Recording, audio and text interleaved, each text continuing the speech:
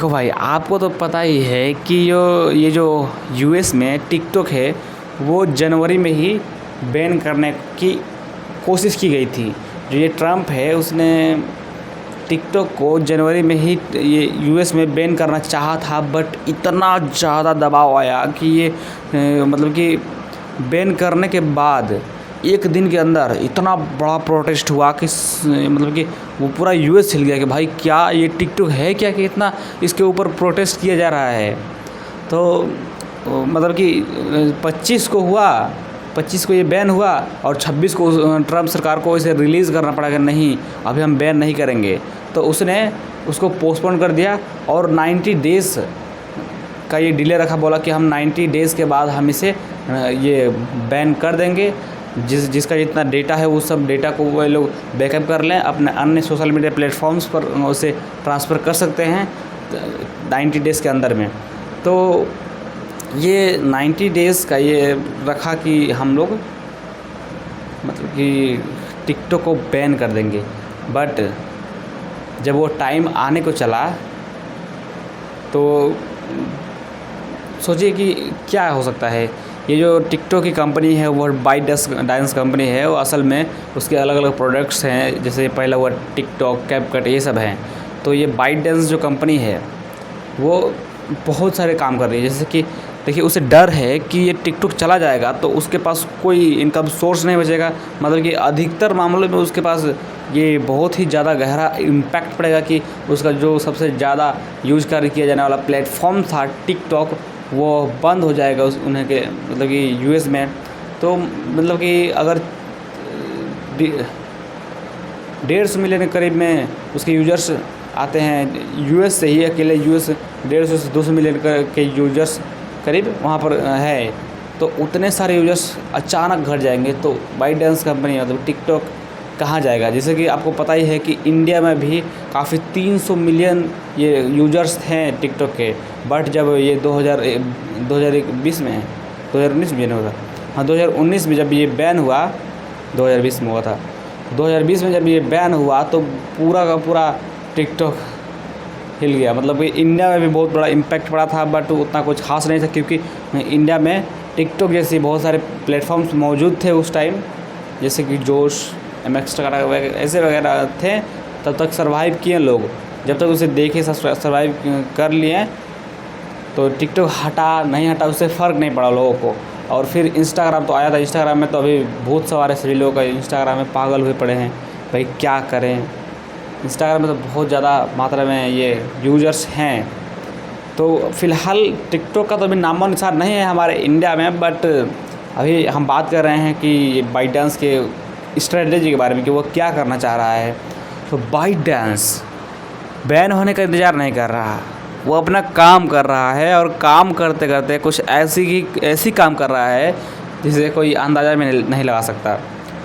वो 10 से 12 कुछ ऐसे AI लॉन्च कर रहा है पूरे वर्ल्ड में जो टिकटॉक तक ही नहीं सीमित रहेंगे।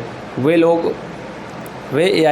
उस AI को इतना ब्रॉड लेवल तक ले जाने की कोशिश कर रहे हैं जिससे वे लोग टिकटॉक से भी ज़्यादा ये कमाई कर सकें, पॉपुलैरिटी हासिल कर सकते हैं। इस जो AI लॉन्च कर रहे हैं उससे वे लोग वर्ल्ड में पॉपुलैरिटी हासिल कर सकते हैं। सोचिए कि कितना भयानक AI वे लोग लॉन्च कर रहे हैं। आपको मैं गिनवा देता हूँ, आपको मैं बता देता हूँ कि वह कौन कौन सा AI है। तो ये देखिए, पहला है इंग्लिश लैंग्वेज सीखने वाला AI है, जो कि पूरे सही में इंग्लिश लैंग्वेज सिखा देगा। और ट्रांसलेटर, जो कि लाइव ट्रांसलेशन होता है ना, मतलब कि हम किसी से बात कर रहे हैं बट हम हिंदी में बोल रहे हैं बट मेरा आवाज़ इंग्लिश में जाएगा, वैसी कुछ टेक्नोलॉजी डेवलप कर रहा है। और उसका नाम है जैसे ट्रे नाम का ये टेक्नोलॉजी, मतलब ये AI है जो ऐसा काम करेगा।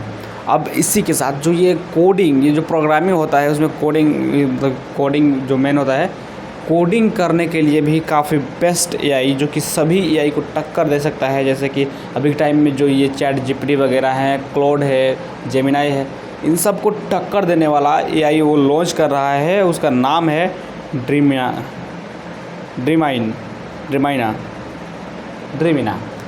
नाम है इसका। सोचिए कि ये कोडिंग के फील्ड में लॉन्च कर रहे हैं, जबकि ये शॉर्ट वीडियोस प्लेटफॉर्म है शॉर्ट वीडियो प्लेटफॉर्म में ज़्यादा इनका एक्सपीरियंस था, बट ये कोडिंग में कर रहे हैं। अब देखना यही है कि कैसा हो वो परफॉर्म करता है, वो एआई की क्या खास बात है उससे होती है उसमें। और एक और एआई है जो है इमेज जनरेटर। बहुत सारे एआई हैं बट मैं ऐसे बोल रहा हूँ इमेज जनरेटर एआई। ये इमेज जनरेटर भी एआई भी लॉन्च कर ही दिए हैं, मतलब कि ये भी अधिकतर लोगों के पास डायरेक्टली इसका पहुँच नहीं है, बट उन्होंने किया है। जो कि अगर हम देखें कैपकट वगैरह ये टूल जो होते हैं वीडियो एडिटिंग के, उन टूल्स में आपको नज़र आ जाएंगे अगर आप कैपकट यूज़र हो तब। टिकटॉक का ही ये उसमें एडिटिंग करने वाला एक टूल है, एक सॉफ्टवेयर है जो कि काफ़ी बेस्ट है। तो उसी में इन्होंने पिक नाम का ये जो एआई इमेज जनरेटर है उसको एपीआई के ज़रिए अभी लॉन्च किए हैं, ताकि वे लोग ये जो टूल्स होते हैं उस टूल्स की हेल्प से हम लोग स्टोरेज बना सकें, इमेज यूज कर सकें अपने वीडियोस के लिए। और फिर है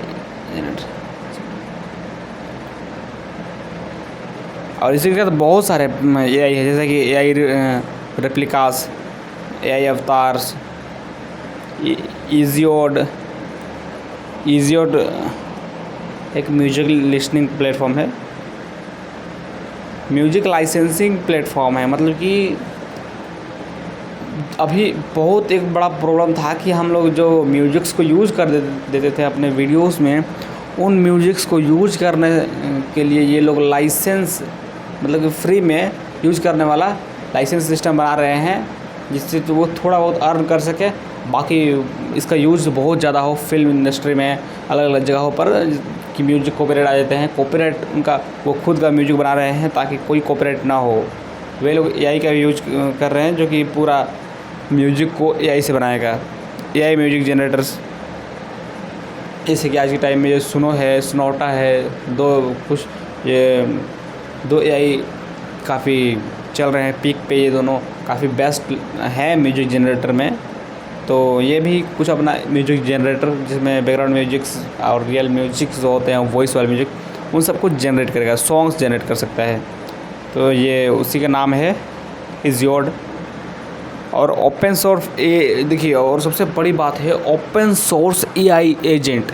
इन सब एआई टूल्स में सबसे बड़ी, सबसे भयानक जो इन्होंने बात कह दी जो एआई में, वह है ओपन सोर्स एआई एजेंट भाई। तो एक टार्स नाम का एआई वे डेवलप कर रहे हैं अभी, वो काफ़ी जल्द ही डेवलप हो भी जाएगा। तो वो क्या कर सकता है ना, देखिए आपने एजेंट के बारे में अगर सुना होगा तो आपको पता होगा कि एजेंट वो कर सकते हैं जो एक सामान्य एआई जो लैंग्वेज बेस्ड जो एआई होते हैं एलएलएम्स, वो नहीं कर सकते हैं।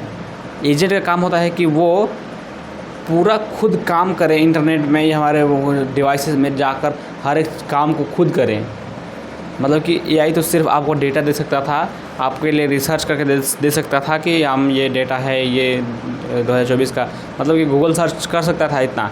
बट ये जो एजेंट्स होते हैं ये लोग क्या बोल रहे हैं, एजेंट होते हैं, वो सीधे आपको इंटरनेट से डेटा देने के साथ साथ वहाँ पर अपना काम भी कर देंगे जो आप कहेंगे। जैसे कि मान लीजिए कि मुझे फ़्लाइट टिकट बुक करना है, तो वे लोग इंटरनेट से आपके लिए फ़्लाइट टिकट बुक कर देंगे। और मान लीजिए कि मुझे कहीं का ट्रिप प्लान करना है, तो वे लोग सही जगह से सही ट्रिप प्लान कर देंगे। और बाकी अब मुझे किसी होटल बुक करना है, तो वे लोग उसको भी जाकर बुक कर देंगे, पेमेंट सिस्टम वगैरह सब कुछ मैनेज कर देंगे अगर आप जानकारी दिए हो तब। सोचिए कि ऐसा काम भी कर सकते हैं। और मान लीजिए कि मुझे कहना है कि मतलब कि जो भी नए वीडियोस आए यूट्यूब पर, तुम उसे ध्यान देते रहना और उन वीडियोस को तुम मेरे लिए समरी बनाते रहना। आप कोई चैनल बोल दीजिए कि इस चैनल से आए, तो समरी बनाकर मुझे दे देना। तो वही काम है एजेंट का। एजेंट हमेशा लाइव रहते हैं, आपके साथ रहते हैं, आपके हर एक कमांड का वो रिस्पॉन्स करते हैं। तो वही एआई एजेंट बनाने के चक्कर में है।